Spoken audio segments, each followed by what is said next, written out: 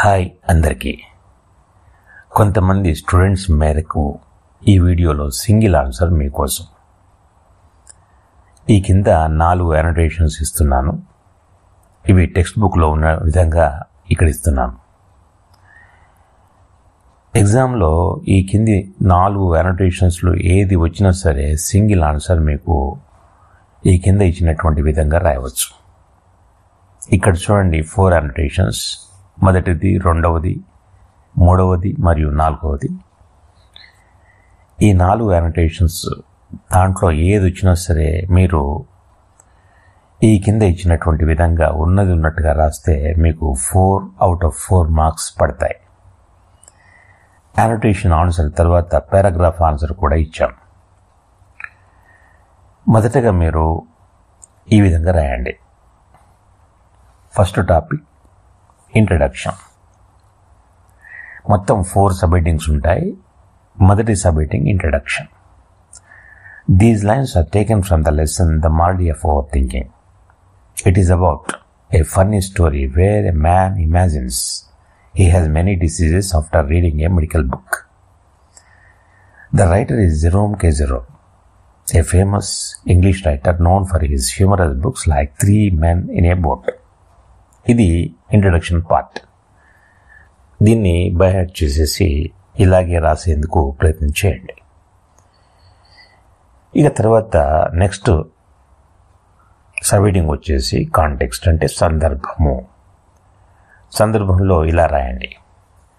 The story comes from Jerome's humorous writing where he talks about his own experience. One day he went to the British Museum to read about a small health problem like hay fever. Instead, he started reading about many diseases and began to think he had all of them, except housemaid's knee. He even visited a doctor who gave him simple advice which helped him feel better. ఇది మీరు second sub heading రాయాలి. ఆ తర్వాత మూడవ sub heading explanation. ఈ విధంగా రాయండి. The lines show how the man's mind played tricks on him. He thought he was a hospital in himself and that students could learn from him. He went from being happy to feeling sick after reading. The doctor's advice like eating fruits a lot and walking was simple but worked. Old remedies like a smack on the head also helped him more than modern medicine sometimes.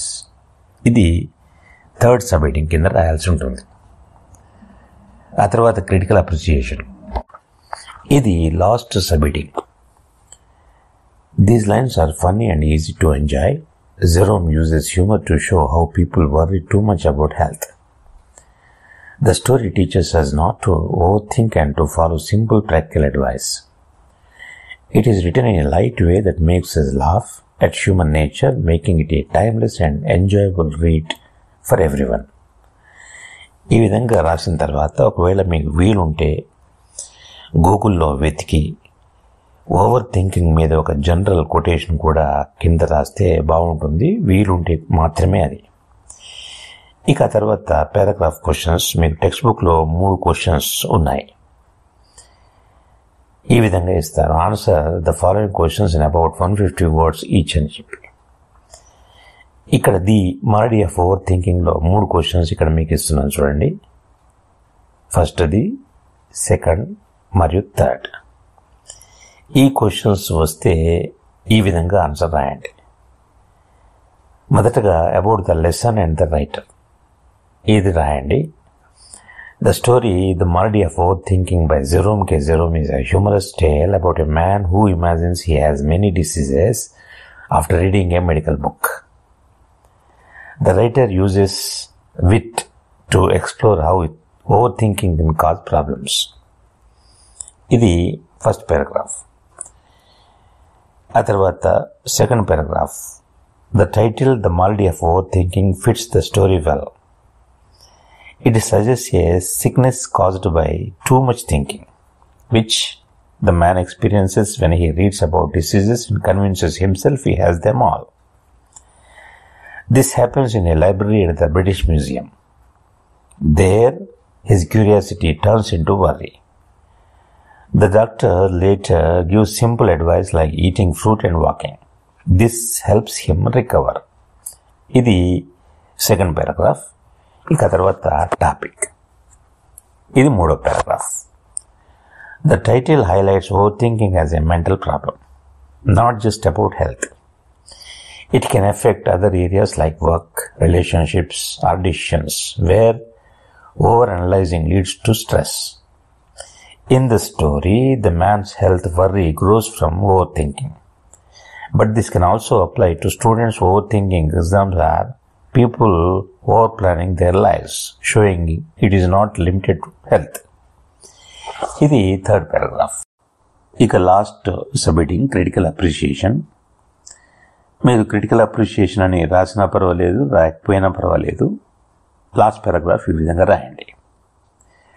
The title is clever and catches the reader's attention by linking overthinking to a malady, making it readable. Jerome's humor teaches us to avoid overthinking, which can harm mental peace. This simple yet deep message makes the story useful and enjoyable, encouraging a balanced approach to life's challenges.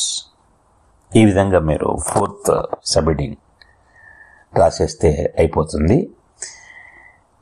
Annotations అంటే ఏంటి, అవి ఎలా రాయాలో నేను మీకు ఈ video కింద description బాక్స్లో మరియు కమెంట్ బాక్స్లో లింక్ ఇచ్చాను.